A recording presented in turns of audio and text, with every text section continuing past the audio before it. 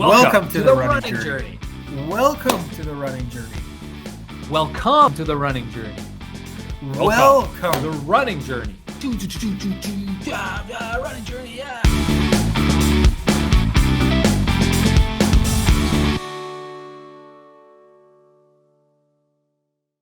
Welcome to The Running Journey, a transformative podcast telling the story of two brothers faced with a very tough time in their lives that decided to do something about it, get healthy, get fit, and start jogging.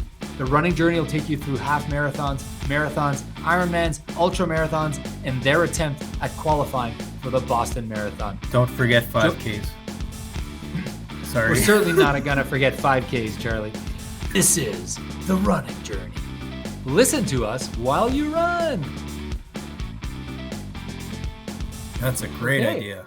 Okay, I think we have our intro. Okay, what are we talking about today? Charlie, great to have you here. I'm Rob. Thank you. We are brothers. We are talking to you about our running journey. Thanks for tuning in. Running journey for us has been, how long has it been now for you, would you say, that your journey started? Has it been 2 years? Yeah, 2 years, I guess. I mean, it's about 2 years, right around now. Yeah, actually, we're in March recording this. It's about 2 years. I ran a little bit like earlier in my life, but this time around, it's been since March 2021. So yeah. March 2021. I'm Rob Tatro, and we're going to talk to you today about some of the things. Basically, going to update you on where we're at. Talk to you a bit about the race that we have coming up. Talk to you a bit about some training tips. I'm going to ask Charlie specifically some stuff about swimming, mental toughness, race strategy, stuff like that. Also, Charlie's got a few questions for me. So let's get right into it today. You did 4 hours yesterday on the bike. So right now you're training for an Ironman. That's coming up. That's, what are we, 5.5 weeks away? Is that right? 5.5 weeks away. So basically 3 more weeks of hard workouts and then tapering. I feel like I guess this was way harder for me the first time, but I feel like this is, maybe I had my ultra in there too, so I didn't have as much training. It feels like it's way less for me, but I don't know. Maybe it's just because it's my second time around and I'm used to it. Maybe you're just used to training so much. Yeah, I feel like even for me, it's who's never trained for an Ironman, that it's not that much, just because I think I trained so much for my last marathon. Like, I mean, it's a bit more, but it's those long distance, long training sessions on the bike that are really just the only difference between training for this and, I shouldn't say the only difference, but a big difference. Yeah, exactly. But like, so they're different, they're longer, but I feel like they're mentally easier. What did you have? 4 hours on the weekend? On Sunday you did it? Yeah, 3 hours 50. How did that go? And at 30, it went pretty well.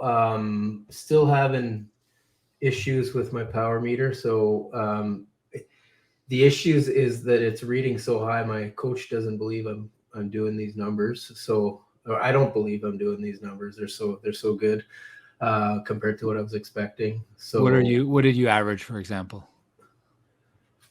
For 3 hours 50, average 222. I think I was at like 160. Yeah. So I feel like either I'm like I feel like I am in the best shape, like aerobically. Like I feel like I'm like at Vegas, but sorry, what's the last one? LA. I feel like LA. I'm there, but even slightly better. And then, but way more leg endurance, like because I'd never trained the bike before. So I'm feeling really good about it. But at the same time, it doesn't make sense to improve that quickly either. So I don't know. We'll see. We'll see when we're actually. That's crazy. Yeah, it's crazy how good that is. If those are real numbers, that's unbelievable. Yeah, they're probably not. So the ongoing dilemma. Okay, so you did that, and then you had a short brick run, and you've been swimming twice a week still. Yeah, twice a week. Yeah, and your times are getting better, you were saying. Well, yeah. I mean, I think I've kind of plateaued over the last 2-3 weeks, but I've been focusing more on, like, they've been longer, and also just kind of keeping it steady is more kind of where I'm at now. It's like trying to make it feel easy as opposed to maybe trying to get go faster. Yeah, you're less concerned about like, it's more just, can I do 3,000, 3,500 meters or whatever consistently, and walk out of the pool and go on with your day without being wrecked. Yeah, exactly. Yeah. What about? I know you. We were at the pool together the other day. You found something. Looks like. Oh, I just the whole against crossing over my body thing. I think I talked about it last time. If not, I was kind of crossing over with my stroke. Yeah. So like bringing the water towards my chest, kind of like this type of motion, right? Where you're swimming across. I'm over exaggerating, but I'm trying to make the point. And like Patrick just told me, think of like you're in a canoe. So reach as far as you can with your stroke, make a paddle with your hand and like push it back back down and away, like back down and away. And he kind of said that. And I was like, okay, I'll try it. And I just tried it, and it just felt like I was gliding on top of the water. It felt like just so different for me. Yeah. Now I had to mentally focus to continue to do it because I wanted to. It was at the end of I wanted to go back, but I went back again after, and I did really, really, really well. So I did. For me, I broke. I was like $1:58 or something for my 200 meter pace, which is the best I've ever been, or $1:58, $1:59, something like just under 2 minutes for my 200 meter pace. So I was pumped about that. That puts me at, what is that? Hour 15 or so, but don't forget, you probably gain at least 5 seconds for hour 16. Yeah. But you probably gain at least 5 seconds for the wetsuit, right? Yeah. And, so like 5 minutes pretty much. Yeah. 5 minutes. So, or 4 minutes or something. Yeah. So that's exciting. And I didn't push that hard. I mean, I pushed, but I don't think anyone's going to be, no one ever, I shouldn't say no one, but like, you're not pushing when you're swimming almost ever. Not when you're training, not when you're doing your race for an Ironman. You're not trying to. Well, I mean, when I started, I'd do 25 meters and I was out of breath. No, I get that. And I looked at my old times, and it was like, I was doing 3 minutes and something per 200 meters. So obviously I was stopping every lap, 10, 15, 20 seconds every lap, just to recover, or like maybe 30 seconds every 2 laps eventually. And then anyway, so yes, that was like high heart rate, but it's because I was out of shape and not a good swimmer. Yeah. It's mostly technique probably, right? Yeah. Now so tomorrow morning you're swimming, obviously? Yeah.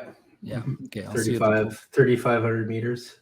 I didn't check what I have, but I imagine it's probably something similar. Yeah, I'm looking forward to it. Yeah, same here. So, but I think I'll try to take it easy at first, and then, that's the alarm for the laundry load. I got to bring out the garbage. Oh, the garbage. Okay, I took it out already. So I think my plan for my workout tomorrow is I'm gonna try to take it out like just nice and easy at first, and then if I feel like going a little bit harder at the end, we'll see. But yeah, what about you? Yeah, same. I just wanted, days are so much better when you got a swim in you, eh? Like if you hammer out a swim. Yeah, like I had always heard about this thing like the runner's high, but I think the swimmer's high for me is a thing that happens after, right? That's what after. Yeah. Oh, I feel great after. I don't know. My Tuesdays are just so good always. Yeah. I feel so great after a good swim. Yeah. And then you go to bed early that night because you were up early, so like you're gonna get a good night's sleep that night. So yeah, I love. I mean, I have a big playoff game tomorrow night in the Law League. So I got the Law League. Okay. Yeah, we're the 2 seed. We're playing your old team actually. Taylor. Yeah, they got a bunch of kids. The Marion brothers are still there. Jack Fleming still there. Oh yeah. Yeah. I don't think anyone else, but a bunch of young kids. They're really good. They're a good team. Well, I mean, if we show up and we play our game, we should win. But so I got that tomorrow night. But yeah, I love swim days because you just it's a good day after swimming. I didn't feel this way last year, that's for sure. It was a battle. I did feel good after though. I just hated the swim. Yeah. I've said this openly on this show how much I hated training for the swim, but now I'm kind of excited about it. So what does this week look like? Sorry, go ahead. For me, the swim recently, it was kind of like I wasn't improving, and then all of a sudden I started improving like crazy, and then it was like I loved it, because when you're improving, it's nice. Yeah, it feels good. Yeah, it is. What was your what does this week look like for you? I haven't checked, but have you checked your weekend? Yeah. It's pretty intense. So it's 4-hour 20 bike ride and a 45-minute brick run, and then I think a 2-hour run on Saturday. I do them reverse. I do Saturday. Sorry, 150 hour on Saturday. Okay. But my running, so like I feel like I'm so like I'm not fast. Like I lost my speed, but I feel like my aerobic base is there. Like it feels very easy right now running. So yeah, everything feels good right now, to be honest. Yeah, it's the opposite of me. Yeah. Well, so you're coming off a running injury, right? Yeah, I'm still not running. I saw physio today. I saw Q today.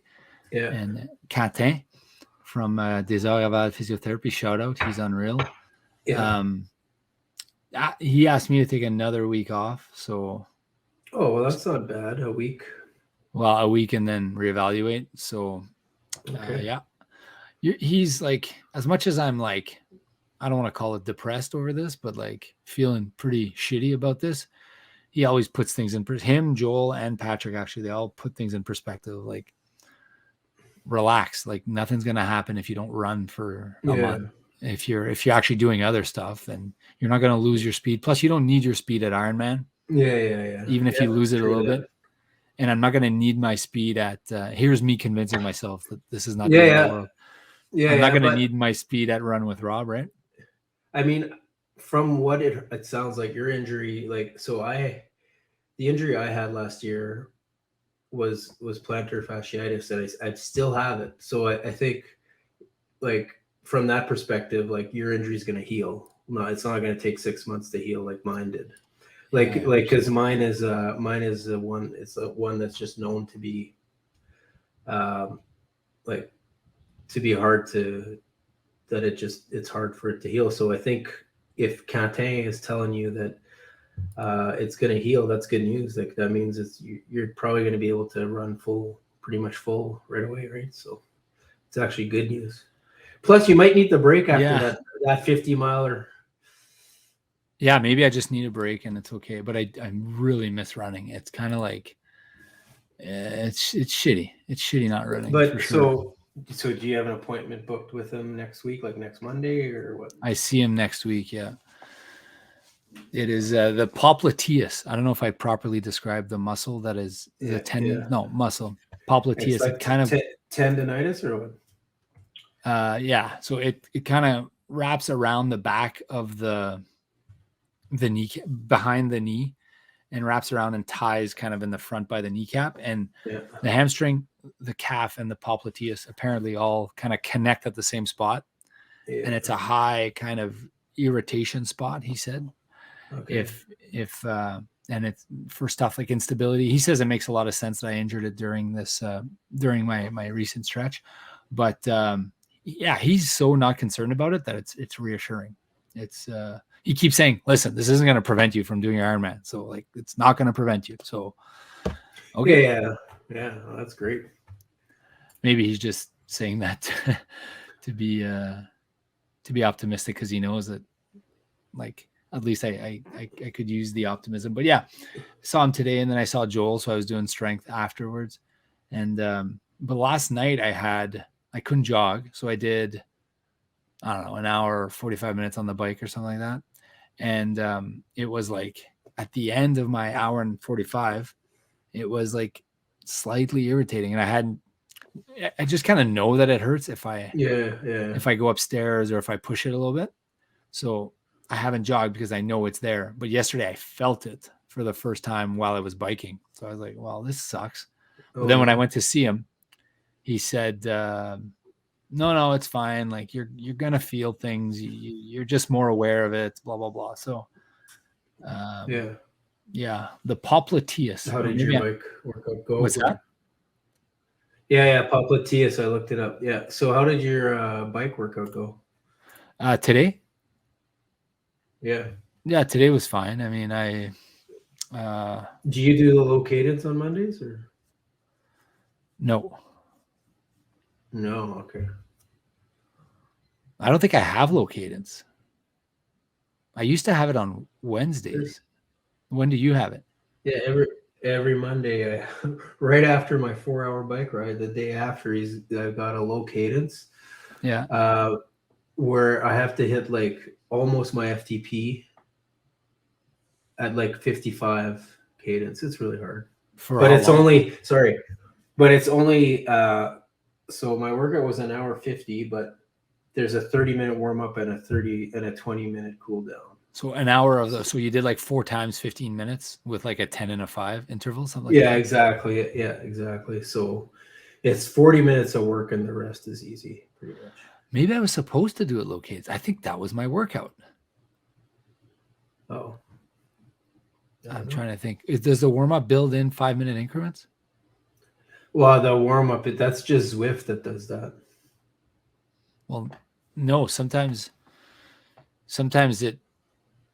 it's just 20 minutes at 115 or 120 or whatever, but sometimes it's 5 minutes at 100, 5 minutes at 125, 5 minutes at 155. Yeah, no, I know it does that. I thought it was just Zwift that did that. Is that Zwift or just randomly switching up the warm-ups? I think if you put warm-up I'm not an expert on Training Peaks, but I think if you put warm-up as the type of step in your workout, and then it goes into Zwift, it'll just take the bottom end and slowly move to the top end. Okay, but that's Patrick who's doing that in the So he may have forgot to do it or something, or did it sometimes, or there's a reason. Sometimes he's doing it, sometimes he's not. Yeah. Anyways, yeah. So I think. Well, if Patrick just puts one value in there, then Zwift's it's just gonna keep it the same. Like let's say he sets your warm up at 130. It's just going to be that the whole time. Right. And I get that most of the time. That's my warm up. Yeah. But today was 5 minutes at, no, I'll tell you what it was. It was 5 minutes at, it was 125, 145, 165, 185. Okay. So, and then here's another thing I learned that I don't know that you learned, but you probably did. You've been doing it way longer than me. But if your FTP switches in Zwift, whatever workout that Patrick, our coach, gives us, if it's a percentage of FTP workout, it'll use the number in Zwift. So if you're not updating your Zwift numbers, like it could be off. Your workout could be off. Doesn't Patrick update them at his end and then creates a workout that automatically has 85% FTP or 75? Yeah, he puts the percentages, but let's say your FTP on Training Peaks is 220 and your FTP on Zwift is 205. Your workout's going to use the 205 number. So I was wondering at first why mine were always a little different than Patrick's, my numbers. And that was why, because it was using my FTP from Zwift. So then in Training Peaks, it'll say, it's not going to say 75% of FTP. Well, it doesn't say that for mine anyways. No. If you go in the details, it'll say that. But then on your it'll tell you the actual watts, but the actual watts don't correspond to what you're actually going to do. It's the percentage that drives your workout in Zwift. Okay, but sometimes he puts numbers and not percentages. Yeah, but he always puts percentage of FTP for me. But those numbers, so let's say you got a workout that says 10 minutes at 200 to 220. That's an FTP range. Right, but mine says here, repeat 3 times. 15 minutes at 172 to 183. Yeah, okay. So now are you on your laptop? I'm on my phone. I can be on my laptop. So if you go and you look at the details of it, Yeah. so you go and when you load up your workout on your laptop, you click on the bars, like the little bars at the top. Here, I'll share.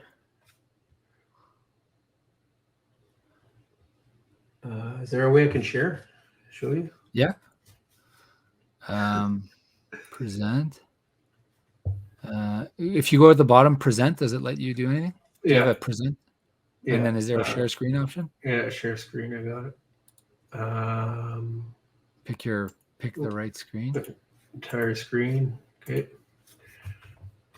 Okay. So, are you seeing it? Is this the screen you want? Is it FTP? Yeah. Okay. Looks like it. So you click on that. Okay. Why is it not letting? There we go. You click on that, and then on what? Sorry, what do I click on? Okay, so let's say you load up your. I'll just get a discard. Let's say you load up your workout. Okay. So you load it up. Yeah. And you click on here. On what? On the bars at the top? Yeah. So here are these little bars. Okay. Yeah. This is how you could, if you wanted to, you could design your own workouts. So he sets it as 40-50. Sometimes I'll put a note like 120 to 150 watts. And then I'll just save it. So then that I'll see that in Zwift when it comes up.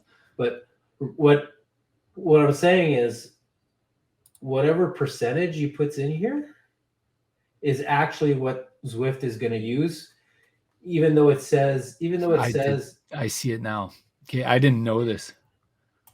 So if ever your workout is way off, that could be why. Anyways, I'll stop sharing.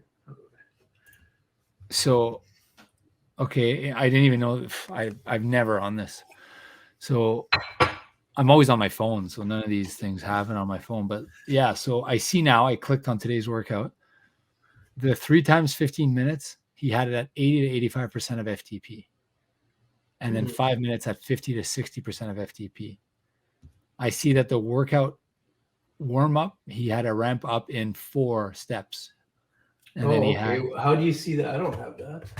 Click on your workout details here. Yeah.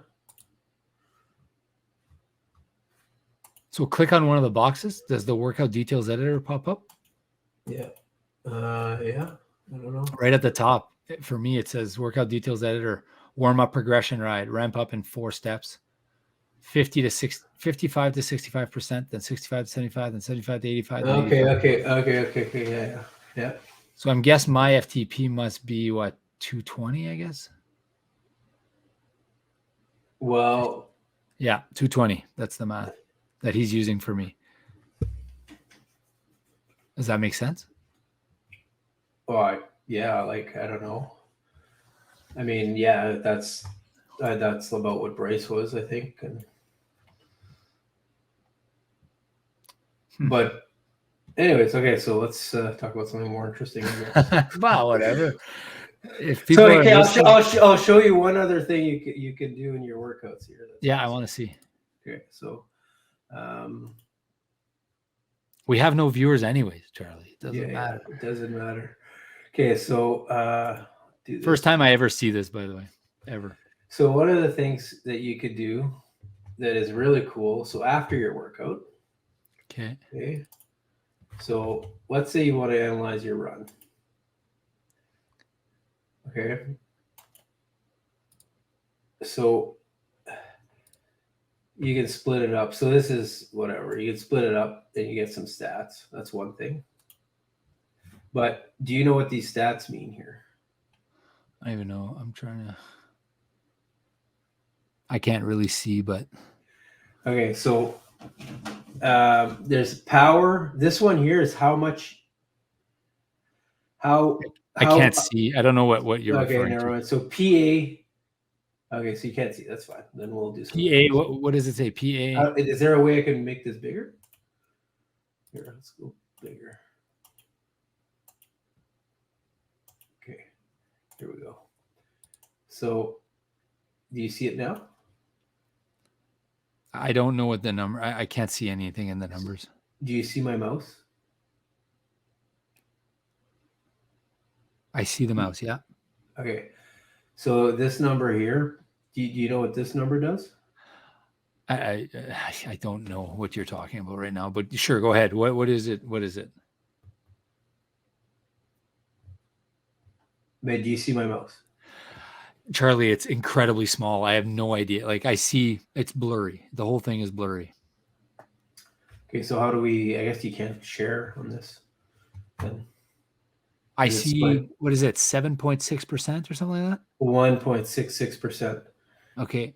And then just tell me what it just tell me, what is it? Okay, so that means how much your efficiency was compared to your first half versus your second half. So, and then, okay, so what's efficiency? That's how high your heart rate was relative to your pace. That's how high. So wait, how did you get to the screen, first of all? So you load up. I clicked on my race. I clicked on my so run. You click on your run, okay? Yeah.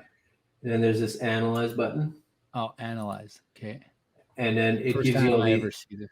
You get all these stats. So my run was 2.55%, means I was 2.55 more efficient on the back 9 than the front 9, or coming back. That's the PA-HR? Yeah, PA-HR. So, but that's because I was against the wind on the way out and I was with the wind on the way back. So it doesn't factor in wind. It does factor in elevation, but it won't factor in wind. EF is your efficiency. So the higher this number is, like the more in shape you are, because it's basically your heart rate relative to your pace. What was your number for this race? So 1.38. This was just a workout. Yeah. Okay, so my half marathon, my last one I did, it was 1.52. Yeah, because you ran. Usually when you run, well, for me, if I run faster, my efficiency goes up. But it's harder to maintain. What's your VAMW/kg? So that one, I don't even know what that is. VAM/kg. There's a lot of stuff here that I don't know what they mean. Same thing with your VAM. With your bike stuff, there's even more stats. Your watts, your efficiency, I don't know, your speed, things like that. Anyways. So I think what I'll need at some point is like a lesson or a tutorial on this, because I didn't even know this existed. Yeah. It's a lot of data. I like to see the dashboard. Yeah. It shows me how much I'm training basically, and then what the next couple of weeks look like. Yeah. So coach is worried about my form score being really low right now. What is your form? What's the number? Oh, I guess I'm freezing.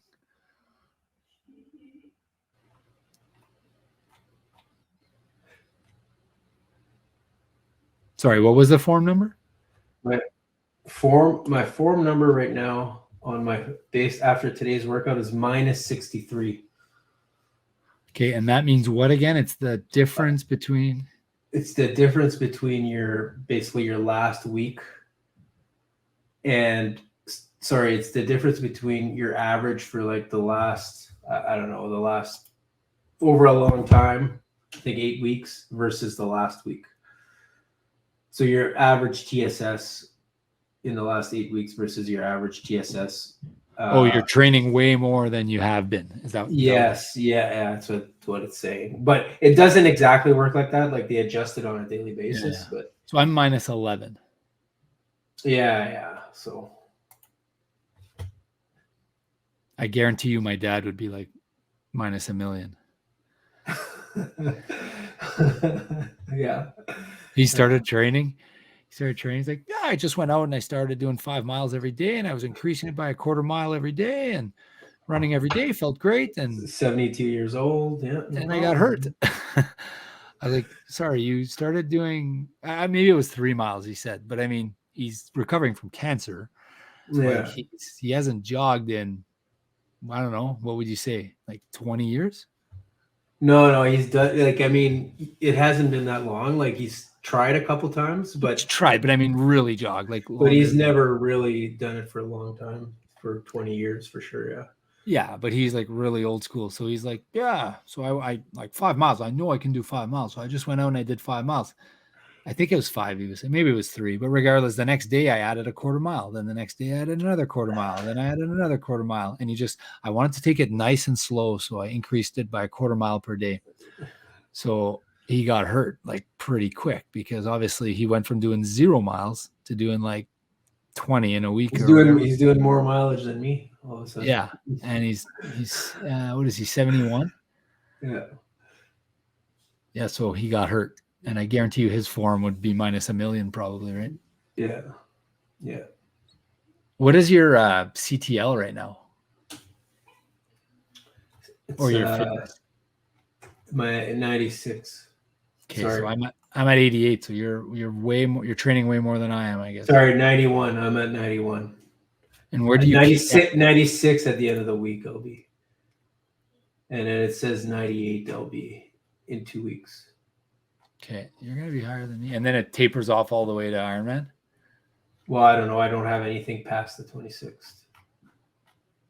Oh, okay. He's already built out my stuff. So I have a nice kind of straight down line after like 3 weeks from now till like by the time I hit Ironman, I'm at 49.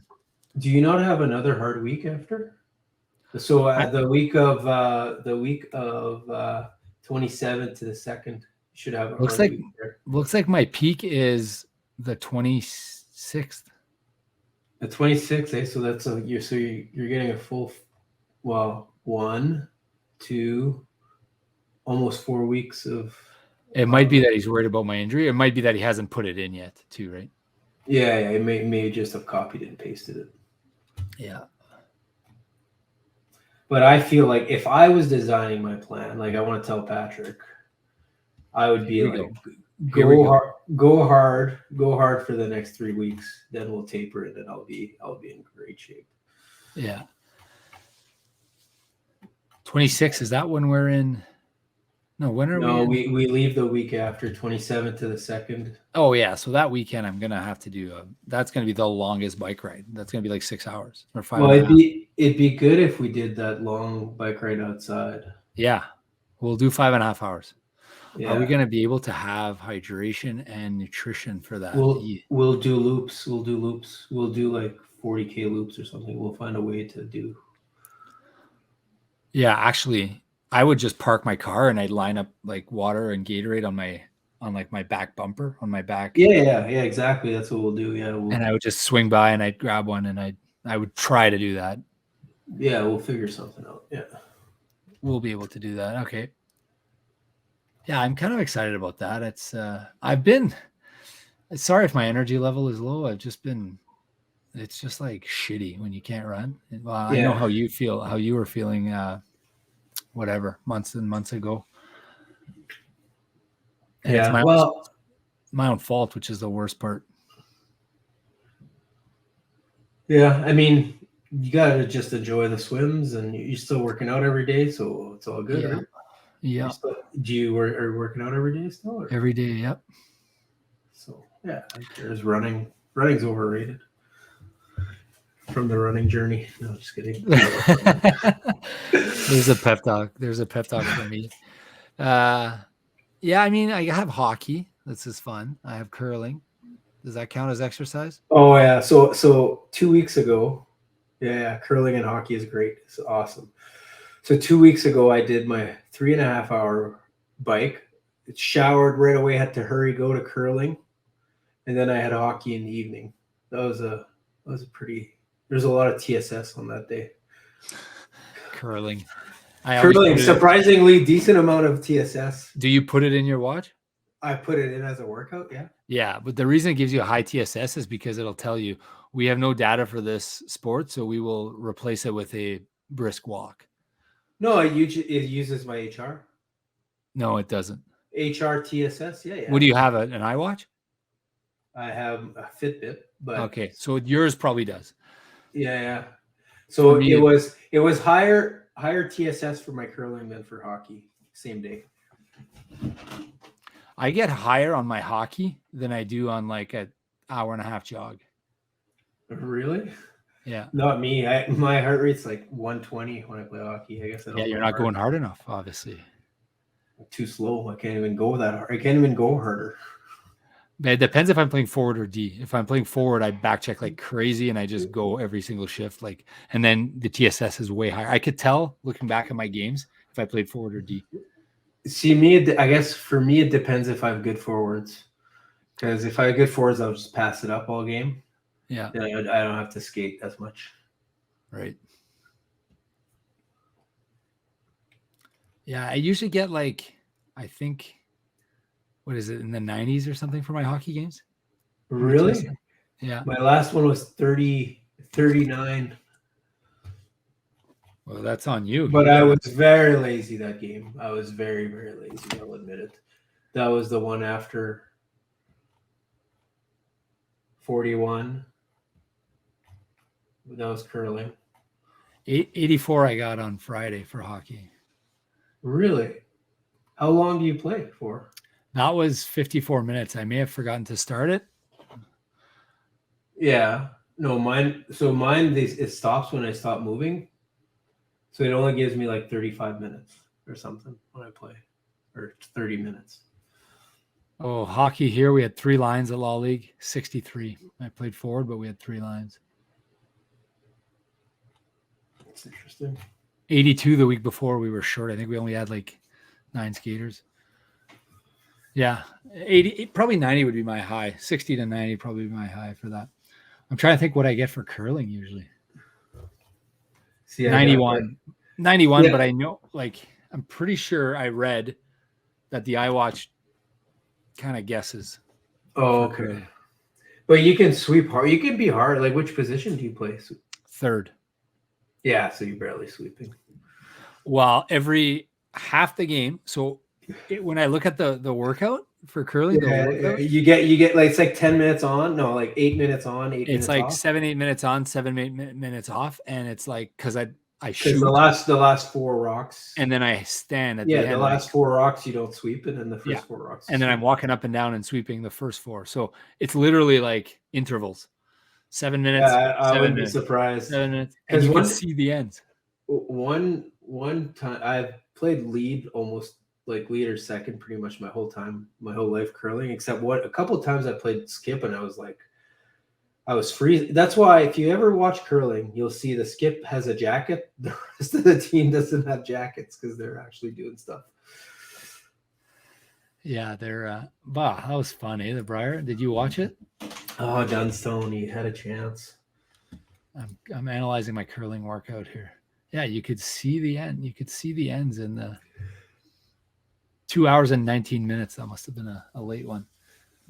Yeah, mine would have probably been 100, but we finished after 5 ends. So I hit 127 on my heart rate. Well, yeah. So imagine you do back-to-back stones that are super light that you just sweep all the way. Your heart rate's going to go high. Yeah, no, that happens.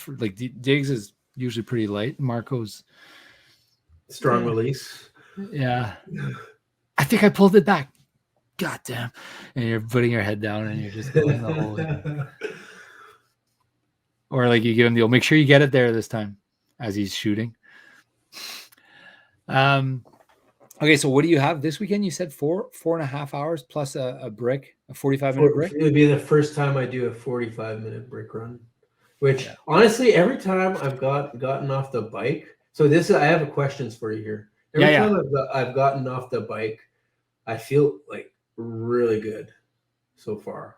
I feel like my legs are fresh and my heart rate's a bit high because I usually kind of go hard a little bit at the end of my bike workout, but my legs feel fresh. So when you did the my question hashtag humble brag. No, not humble at all. Whatever it is, what it is.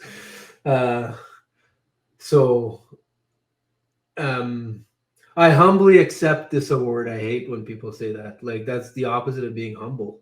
Anyways, just kidding. So Hey, this is a safe zone. You can say whatever you want here. every time somebody uses "I humbly," it's like the opposite.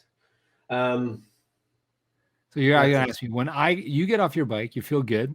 Yeah. So my question about the Ironman is, when you finished your bike, like, do you feel like compared to like it sounded like so you guys had a really really hot Ironman, so it must have been really hard. So what was hard about when you started running, or do you think you're just in way better shape now? I think I'm just in way better shape now. So this was 9 months ago? I think Yeah, it was June, right? it So was June. I think that so from what I remember, and that first half hour is very, very vague of the running because I was so excited to start the running and I was having a hard time. I think so the first part that I remember is jogging the first maybe 500 meters or something like that. And then the mental disappointment of stopping. yeah. So I stopped and I was like, fudge, I can't do this. And then like oh my Well, God, what was making you think you couldn't do? Was it like your legs, your heart, or what? Like it what was my was? legs. I was having a hard time moving my legs. Like my Oh, okay. cardio was fine. Okay. So I was having a hard time moving my legs. They were just sore and I don't know, they weren't moving. They didn't want to move for some reason. And So then is it the combination of the swim and the bike? Because I feel like, or okay. So the follow up question is like, when you did your training runs, did it feel like that? no, it didn't feel like that when I did my training runs.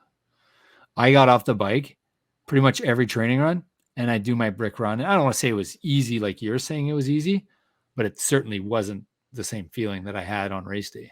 Well, I mean, I guess what I'm saying is, I feel like my heart rate maybe five or six, 5 to 10 higher than usual. But besides that, my legs actually feel like springy almost. Like but I know I'm only doing like 3.5 miles or something, but Mine were not springy. Mine were definitely not springy when I was doing my training. It was like, it wasn't easy, but it was, I could feel, I was sore. Like it felt like I had done a workout already. It felt like, I don't know how it would feel if and what was your cadence? on That's bike day. yeah, like, because that's one of the things Patrick says makes a difference. But I think I'd have to check the computer because I didn't have it on my, I was never able to download that workout actually. oh, okay. For some reason But you said your training runs though were fine, and then it was I don't want to say they were race. fine, but they were much better than they were on the Ironman day.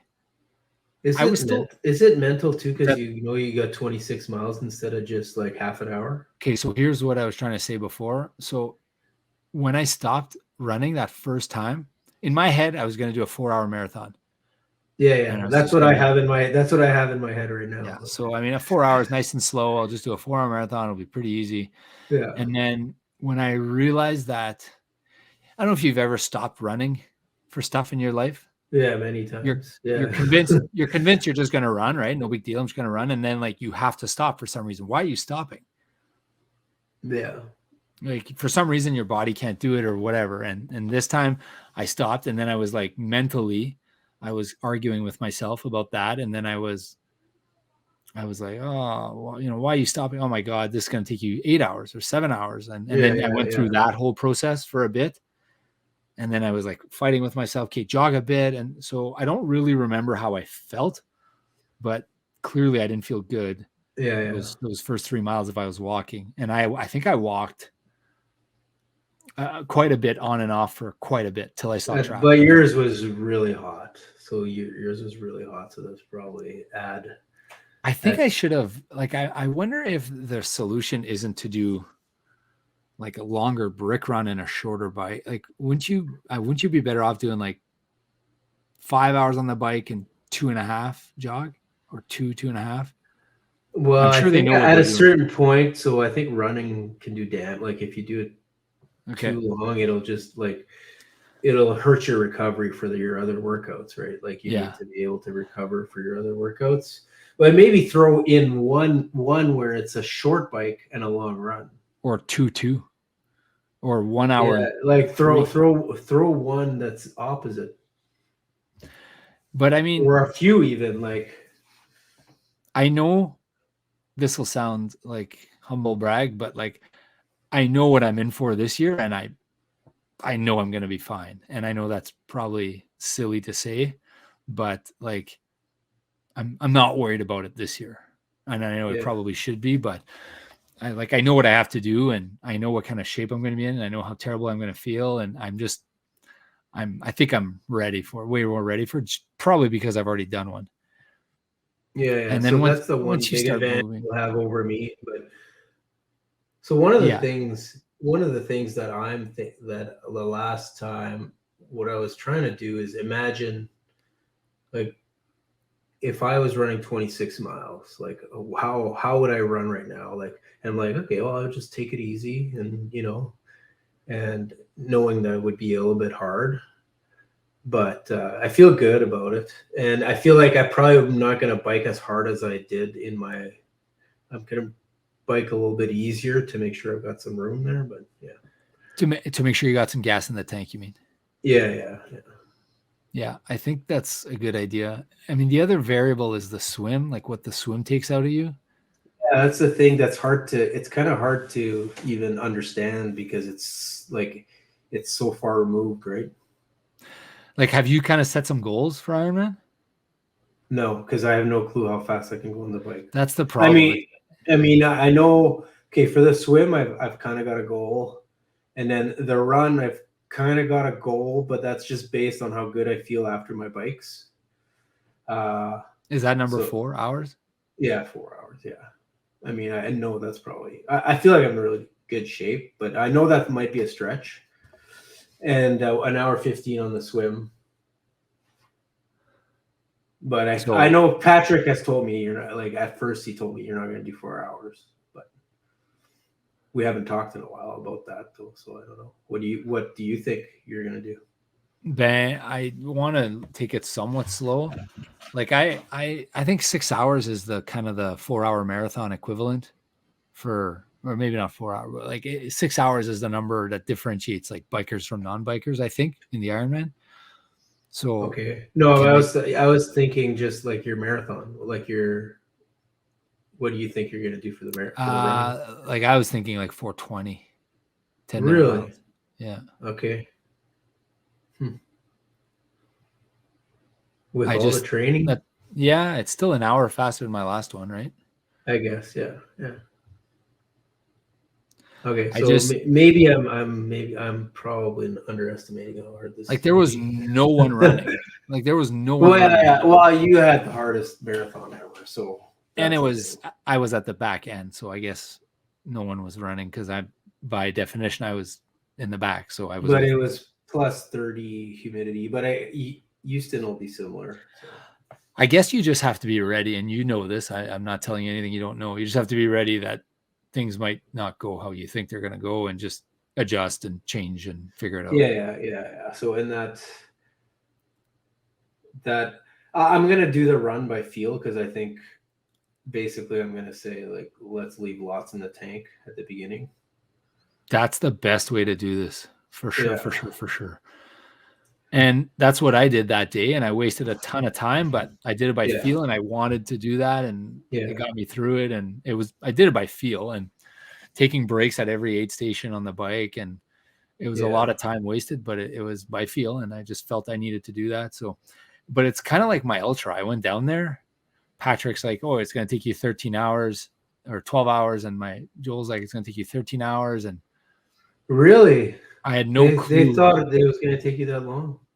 Yeah. Just because it was my first one. And so you crushed it then. I think I did. Yeah. I think I actually did. But I mean, in my head, I didn't, because I didn't break 9 hours, which was the goal I set for myself kind of an hour in. Yeah. But that was stupid to set that goal. Like, no, that was good. Like, because you almost did it, right? Yeah, I guess. I think if I did another one, I could do it. I know what I'd you do. What would you do differently? I just not quit and go faster at the end.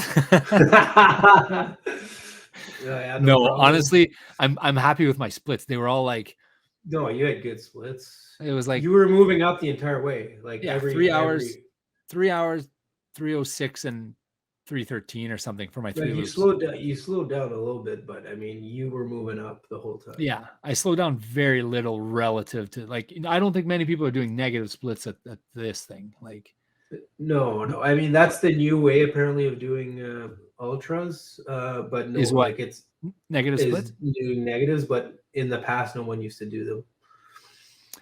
I would have had to walk more originally, just get my time higher up for the first. That's the thing. So I have this problem when I work out where I always want a negative every workout for some reason.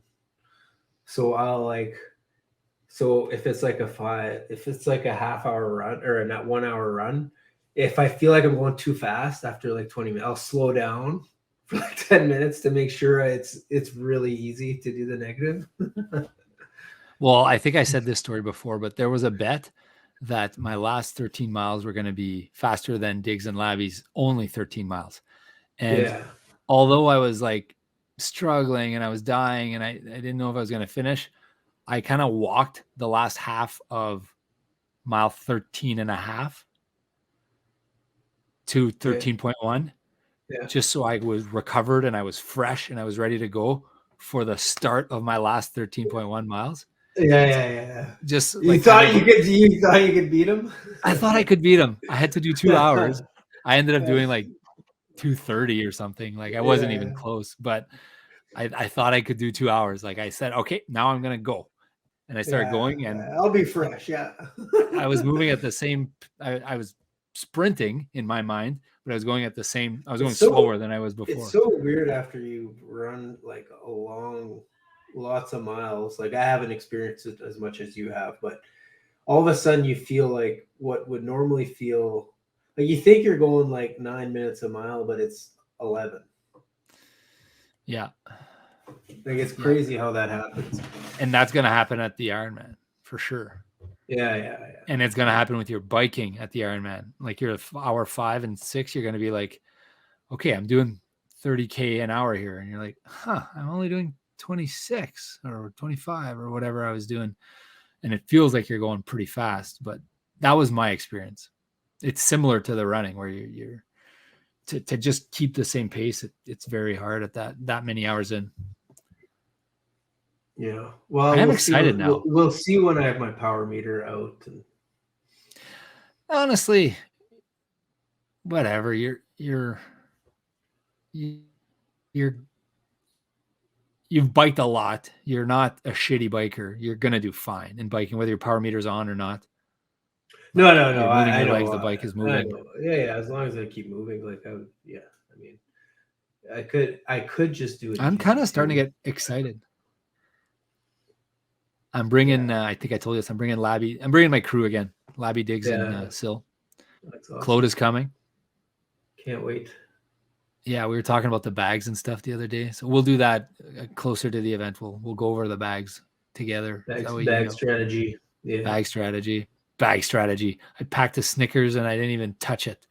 I'm the stupidest man on earth. No, can't have a Snickers. Yeah, no, I could. It's gonna ruin my meal plan. Yeah.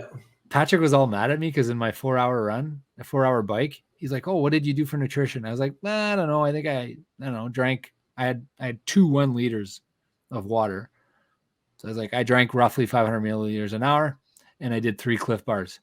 And he's like, "Okay, well, no, we need to focus on the plan for we want to mimic what you're going to do on race day." And I was like, "I'll do it on race day." See, I'm like doing exactly what he tells me. I'm like, and I give him like exactly what I ate. So I ate 10 scoops of scratch. I ate 3 fruit source bars. I ate 3 gels. I give him like exact stats, and then I give him the exact carbs on the exact number of grams of carbs I take on the bike runs. He must think we're so different because I go felt pretty good, did 4 hours, knees a little sore. That's what I'll write. I don't know what you write. See, I'll give him the whole breakdown of all the nutrition I ate. I'll give him the breakdown of all the hydration, and then I'll tell him how much I was in the aero bar the whole time, and then I'll tell him how much, like, my, I don't know what you call it, the undercarriage, how much that was. To me, it hurts every time, but the cream, you just put more cream in your load up. Yeah. What are you doing for aero bars, roughly percentage? So last like 2 weeks ago, I had done like the first two hours without going off. And then at the end, I got tired and I started doing lots off the aero bar. So Patrick told me to do like less long, but take breaks. So I was doing 30 seconds every 10 minutes in my last one. Well, that's very good, I think. What are you doing? I'm getting lazy and I'm kind of whatever. But honestly, okay, so all these bike workouts, these run workouts, the sore part of my body, like my legs aren't sore. It's my shoulders. How come? Because on the aero bars, I guess. I don't know. Huh. Because your shoulders don't get sore from biking? No. Yeah, maybe I don't. They did. They definitely did on the Ironman. I remember that. Yeah, so that's what the taper will be for. But I've been like really trying to get practice being on the aero bars because man, you're so diligent and you're like the perfect student. Yeah, yeah. Sometimes I mean, it's one day at a time, man. You do the workout that you're given, and you try to do it as good as you can. Yeah, and then you give all the data and you analyze the data and. I'm just looking at my data. I'm going to start analyzing data. That's ridiculous. Yeah, it's just showing up every day, though. That's all that matters. All right. So what's hello? Yeah. Just my son saying hi. Oh, hey. Just my son saying hi. Oh yeah. So he's about to go to bed. I'll go check him. Yeah. Okay, so we'll wrap it up next week. I'm actually getting really excited about this Ironman. Yeah, I'm so excited next week, and I'm really getting excited. Yeah, I'm crazy excited. It's exciting. It's exciting that it's coming, and yeah, it's gonna be fun. It's gonna be fun. Okay, we'll see you guys. Thanks for tuning in, guys. Don't forget to like and subscribe. Check out our other content. Check out our other podcasts wherever you follow your podcast. Tell your friends about us. Put your comments below. If you have any comments about us, power, swimming, biking, running techniques, or running comments, we'd love to hear them. I'm Rob Tatros, my brother Charlie. Thank you for joining us on the running journey. We'll see you in the next video.